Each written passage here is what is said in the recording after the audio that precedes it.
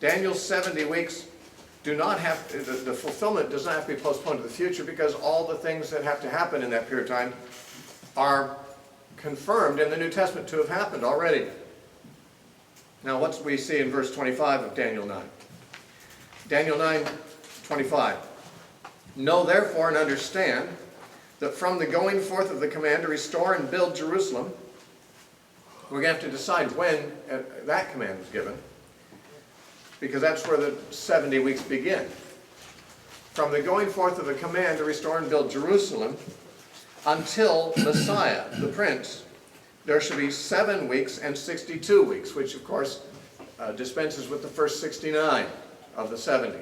Leaves the 70th week unmentioned up to this point. There will be a total of 69 weeks. Now, they're divided for consideration into 7 weeks and 62 weeks. And it's not entirely clear why, because we're not told what the difference is between the first 7 weeks and the remaining 62 weeks. But it says, the street shall be built again, and the wall, even in troublous times. Some people believe that the building of the city and the wall is to take place within the first 7 weeks, or the first 49 years after the decree.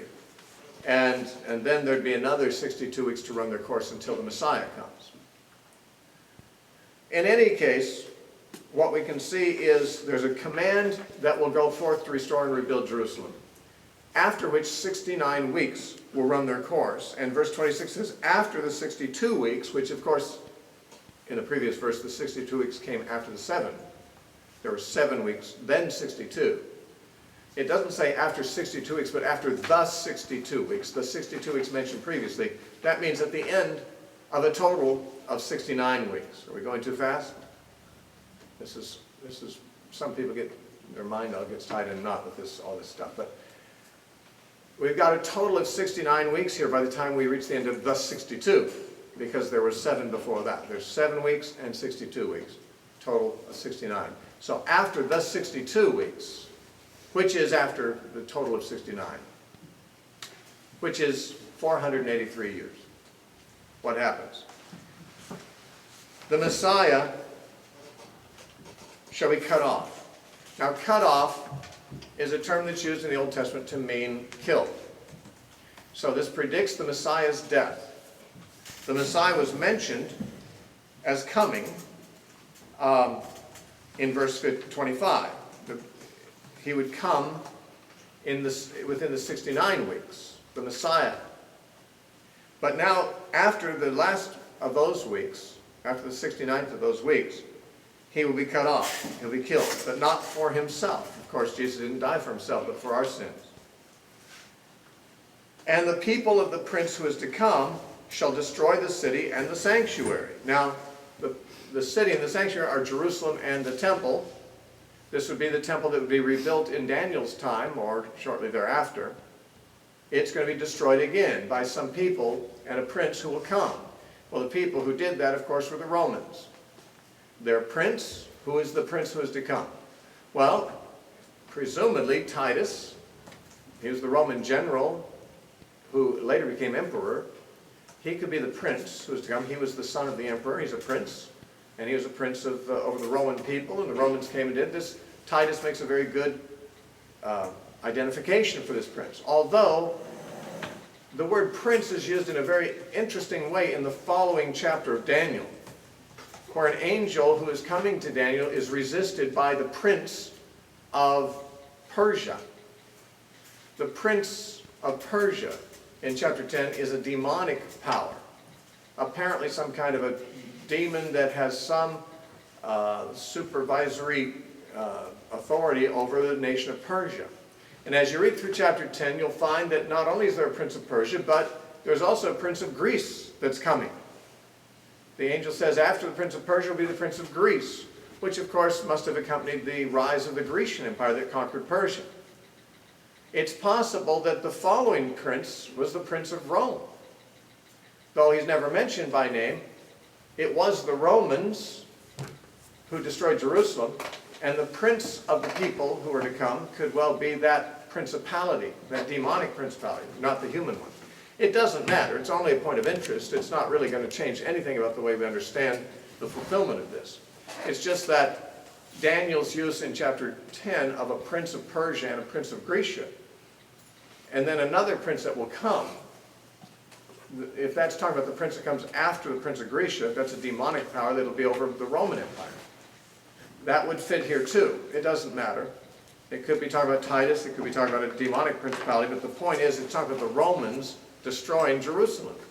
And we know when that happens. So the fulfillment of this is not going to be real hard to identify. So then verse 26 goes on and says, at the end of it will be with a flood. And now in prophetic language, a flood sometimes means an invasion. Sometimes it means a dispersion. Flood waters can flood in or they can flood out. If it's flooding in, it's the Romans invading the city when they breach the walls. There's this flood of invaders coming into the city. If it's a flood out of the city, it'd be a dispersion. The Jews actually were dispersed throughout the world because of this defeat. In any case, the flood would refer to people, either soldiers coming in or captives going out. It doesn't really matter. The term flood can be used either way. Until the end of the war, desolations are determined. So it says there's a war. This is the first time that a war is mentioned, but it's implied when it says they destroy the city and the sanctuary. There's a war. Until the end of that war, desolations are determined. And the desolation is the desolation of the temple, it would appear, because it goes on to say, then he shall confirm a covenant with many for 1 week. Now we are introduced to the 70th week. And a covenant is confirmed with many for this 7-year period, this 1 week, this last of the 70 weeks. But in the middle of the week, he shall bring an end to sacrifice and offering. And on the wing of abomination shall be one who makes desolate. Now this line is where we get the idea of an abomination that maketh desolate, or an abomination of desolation. The abomination of desolation comes from this verse. It is a term that is repeated in chapter 11 and chapter 12. And it is applied to a different event in chapter 11. In chapter 11, the abomination that maketh desolate is Antiochus Epiphanes sacrificing a pig in the temple. That will be unambiguously seen when we get to chapter 11. Here, however, this is not a reference to Antiochus because this is after the Messiah has been cut off. Antiochus was 168 years before the Messiah came, and therefore Antiochus is not in view here, but the Romans are. They're the ones who destroyed the city and the sanctuary. So there's two abominations of desolation. There's the one of Antiochus Epiphanes, and then there's the one of the Romans destroying the city of Jerusalem. Now, one might say, well, wait. It doesn't say that this abomination is the Romans destroying Jerusalem. In fact, many, probably most popular prophecy teachers today are dispensationalists, and they say, no, the abomination of desolation here is the Antichrist setting up his image in a future rebuilt temple in Jerusalem. When Jesus said in Matthew chapter 24 to his disciples, when you see the abomination of desolation spoken of by the prophet Daniel, then you who are in Judea flee to the wilderness. Dispensationalists believe that Jesus is talking about an image of Antichrist being set up in Jerusalem in a temple that will be rebuilt in the last days. It's not there now, but they believe that sometime in the near future, probably, the temple in Jerusalem will be rebuilt. The Antichrist will in fact make a covenant for 1 week, for 7 years, with the Jewish people. One of the scenarios that is suggested commonly is that there will be an attack on Israel before the rise of the Antichrist by Israel's enemies, possibly the Gog-Magog war of Ezekiel 38 and 39. Israel will come out of that by miraculous deliverance, but after that the danger that Israel is in will be so evident to all that the new world leader that will arise, the Antichrist, will come and make an agreement to protect Israel. I'm not sure why this scenario makes sense, since Israel, by this view, has just been protected by divine fire and brimstone from heaven against her enemies, and 5/6 of her invaders have been wiped out, according to the scenario the dispensationalists believe. I don't know why they would be looking for some man to offer them protection when God has so signally destroyed their enemies by supernatural intervention. But nonetheless, this is the way it was taught to me as a dispensationalist.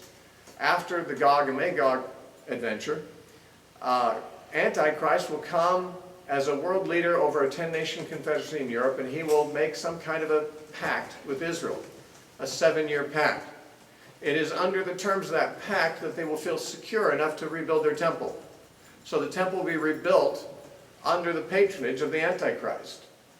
But he will violate that pact halfway through the 7 years. After 3.5 years, he will show himself faithless to his promises, and he will set up this image of himself in the temple that the Jews have rebuilt, thus desecrating it very similarly to the way that Antiochus Epiphanes did in the 2nd century BC. And this will be the middle of the tribulation period. When Antichrist sets up his image in the temple, this marks the middle part of the tribulation, or the middle part of Daniel's 70th week. And the Jews who are sensible will see that he's no friend, and they'll flee to the wilderness, and they will survive. They will be like the woman who fled in Revelation 12 and is sustained by God in the wilderness until the second coming of Christ for 3.5 years. Jesus, in other words, is thought to come at the end of the 70th week. But the 70th week is the 7 years of tribulation just prior to the coming of Christ. This is the dispensational scheme. Now, of course, a great deal of their scenario of the Antichrist is based on a single verse, and that is Daniel 9:27, where it says, "Then he shall confirm a covenant with many for 1 week. But in the midst of the week, he will bring an end to the sacrifice and offering." So this is saying that he, the Antichrist, makes this covenant for 7 years, but he breaks the covenant in the middle and brings an end to the sacrificial system by desecrating the temple, very much like Antiochus Epiphanes did earlier. Now, if you talk to a dispensationalist, they will always give you this scenario. There's a 7-year tribulation. The Antichrist is friendly with Israel for the first half. He betrays them in the middle. After 3.5 years, he sets up his image in the temple. That's the abomination of desolation, they say. And that's the middle of the tribulation period. Just 3.5 years more will be needed before Jesus comes back after that. But the worst of the tribulation happens after that. Now, if you ask them, show me a scripture where anywhere we read of an Antichrist setting up an image of himself in a temple, they will be at a loss. There is no reference anywhere to an Antichrist setting up an image of himself in a temple. When we were talking about Revelation, I brought this up, that Revelation 13 talks about the beast and how the second beast makes an image of the first beast and requires everyone to worship it. That is a part of the scenario that's a piece of the puzzle that the dispensationalists use to put together the scenario I've described. You've got the image of the beast is made, and all people are required to worship him. Of course, Revelation doesn't say a word about it being in Jerusalem or in a temple. And if you read Revelation by itself, you'd never get any idea that there was a temple that this image was set up in. But rather, the image is it just exists. It's just made. It could be anywhere. It could be in Rome. It could be in New York City. It could be in Hollywood. It could be in Baghdad. It could be anywhere. But reading Revelation, there's nothing to situate this image anywhere near a temple. It's just an image that's made that people have to worship. Just like Daniel 3, Nebuchadnezzar made an image and required everyone to worship it.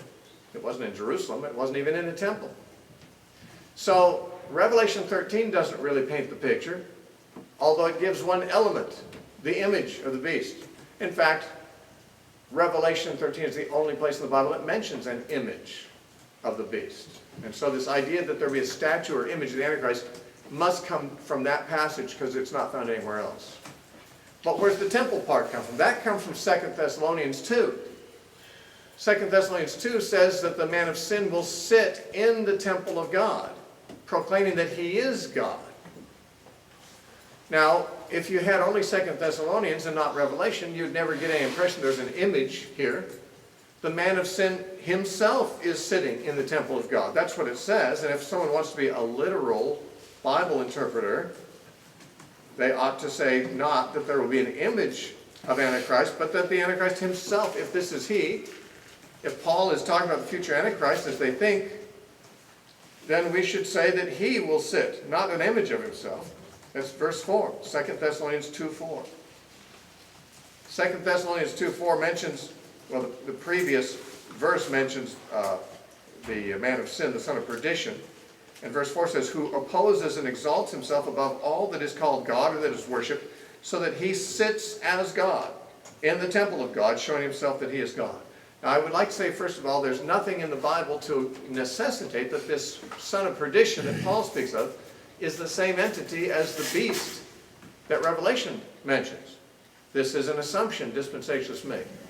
They're welcome to make it, but I just want you to know that there's nothing to support it. There's nothing in the Bible that links these two identities. Secondly, the beast has a statue made of him, but there's nothing said of being in a temple. The son of perdition himself sits in the temple, but there's no reference to him having an image of himself. So we don't have any of the elements put together the way the dispensationalists have them. And when you get to Daniel 9, there's no reference to an antichrist at all. Although the he of verse 27, he shall confirm the covenant with many for a week, the dispensation says he is the antichrist.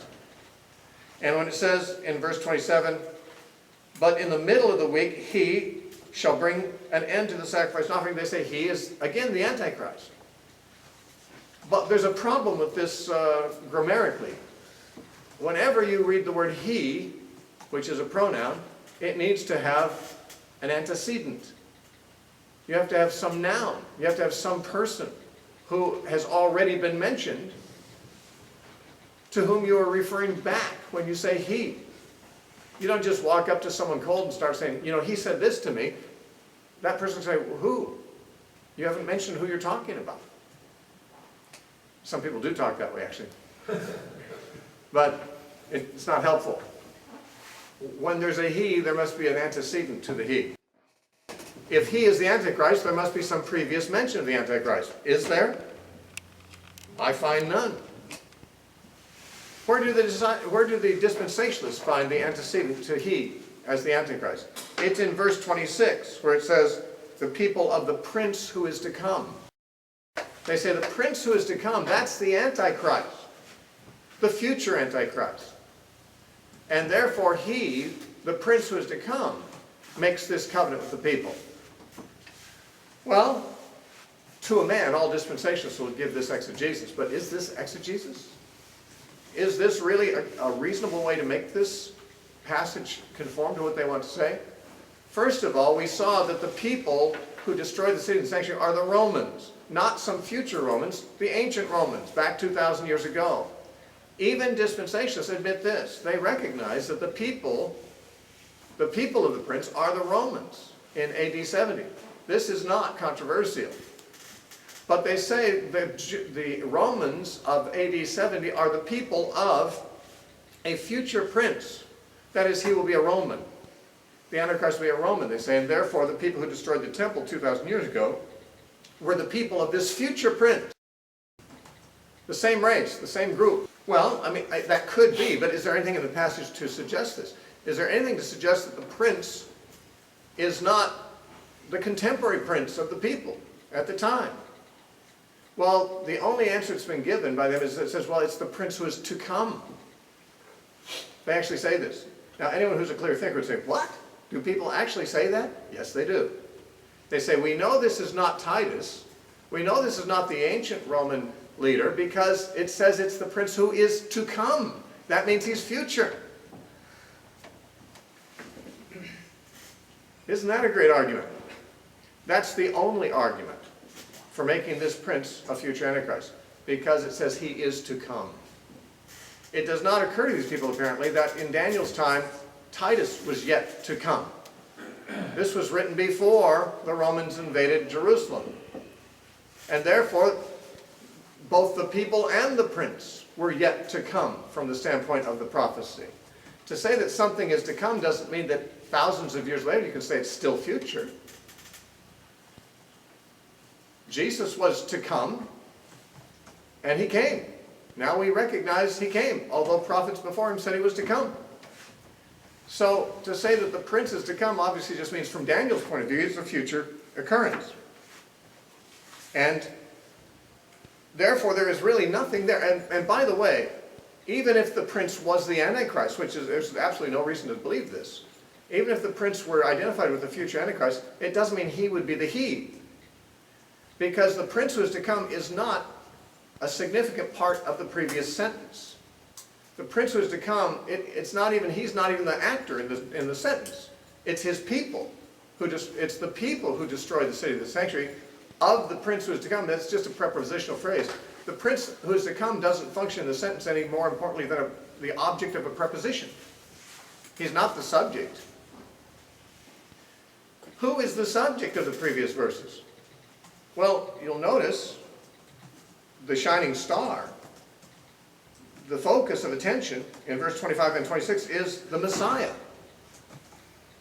Certainly to say he, in verse 27, without any further identification of who he is, would naturally assume it means the person that's been under discussion, the Messiah. He's the one who's coming. He's the one who's cut off. He's the one who makes the covenant. He's the one who causes the sacrifices and offerings to cease. How so? Well, of course, by his death. By Jesus' death, he brought an end to the sacrificial system. And if someone says, but they kept offering sacrifices after that, so what? Pagans do so to this day in some jungles. That doesn't mean there's anything valuable about them. The point is he brought an end to offerings and sacrifices as far as God is concerned. People can offer as many as they want afterwards, but God, they're just pagan sacrifices after that. Jesus put an end to the sacrificial system by his death, and that's confirmed in the book of Hebrews emphatically. So, what do we have here? Verse 26 and 27, I think, have confused people because they fail to recognize that they are parallel to each other. Verse 26 mentions the death of the Messiah and the destruction of Jerusalem. Verse 27 also mentions the death of the Messiah and the destruction of Jerusalem. And therefore, the two verses talk about the same two events, but give different details about them. For example, verse 26 says the Messiah shall be cut off. And verse 27 says, in the middle of the week, he'll bring an end to the sacrifice and offering. Well, these are the same things. The death of the Messiah, the cutting off of the Messiah is what brought an end. Verse 26 mentions the people, the prince who is to come, shall destroy the city and the sanctuary. Verse 27 talks about the same thing when it says, on the wing of abomination shall be one who makes desolate. That is, the abomination of desolation is the Romans coming to destroy the city and the sanctuary. The same 2 points are made in both verses. They're kind of parallel to each other. How do I know the abomination of desolation is the Romans coming? Well, Jesus, or we should say Matthew and Luke tell us that. Jesus in Matthew 24:15 said, when you see the abomination of desolation spoken of by the prophet Daniel, standing where it ought not to be, you who are in Jerusalem flee. But Luke, recording the very same statement, paraphrases it. In Luke 21, it's the very same statement. Matthew 24:15 is when you see the abomination of desolation. Luke 21:20, Luke paraphrases and says, when you see Jerusalem surrounded by armies, then know that its desolation is near. And if you read the verses before and after this, you'll see it's exactly the same verse that both Matthew and Mark record as the abomination of desolation. Luke has clarified what is meant by that. It is Jerusalem surrounded by armies, which his disciples, some of them, would live to see. When you see Jerusalem surrounded by armies, know that its desolation is near. You need to flee then. So Jesus identifies the abomination of desolation spoken by Daniel the prophet as the armies coming against Jerusalem in the first century. That means that the 70 weeks of Daniel do not take us any further off into the future than the destruction of Jerusalem. And not surprisingly, that's what the prophecy said at the beginning. 70 weeks are determined upon your people and upon the holy city. So 490 years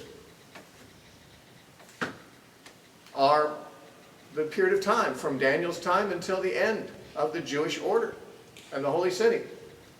To expect anything beyond 70 AD is to disagree with the prophecy. Now, but like I said, dispensationalists say, but the 70th week is still future. There's this gap. The 69th week ended, but then the 70th week didn't come immediately, but it was postponed. Well, as I showed you, there's nothing in the prophecy to suggest such a gap. To say, well, it has to be future because the 6 things in verse 24 haven't happened, that's wrong. They have happened. Well, to say, but the Antichrist hasn't come yet, that's okay. He's not mentioned in the passage. There's no Antichrist in the whole prophecy. So it's so much simpler than that. It means that the 70th week does the same thing all the other weeks did, followed the previous one. The angel said 77s, or 490 years, is the period of time we're going to discuss. But the dispensationalists say, but there's this 2,000-year gap in here, so it's not really 490 years, it's more like 2,490 years, a period 5 times as long as the angel said. This is called literal interpretation. There's no literal reference to an Antichrist, but he's all over the place in this passage for dispensations. No literal interpretation could render it that way. Certainly to render 490 years to be more than 2,500 years actually, that's not literal interpretation either.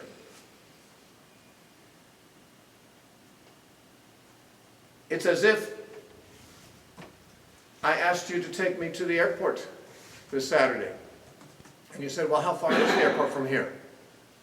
I said, well, I think it's about 40 miles from here. It's 40 miles from here. And you said, yeah, I can do that. So we get in your car and we drive towards Seattle. And we go 35 miles, 36 miles, 37 miles, 38 miles, 39 miles. You're expecting the airport in the next mile or so. But we go 45 miles, 50 miles, 100 miles, 200 miles. And you say, I thought you said the airport was 40 miles from here. And I say, oh, you didn't understand. Between the 39th and the 40th mile, there's a distance of 200 miles. There's a gap of 200 miles between the 39th and the 40th mile. So the real distance is really, 240 miles. Well, you would probably think I had lied to you rather than had given you any information. If the angel is really trying to give information, then he shouldn't mislead. The angel said there's a whole period of time. The whole period of time is 490 years. That's the whole period of time. But the dispensations say actually it's about 5 times that long. The angel was just hiding some really important details.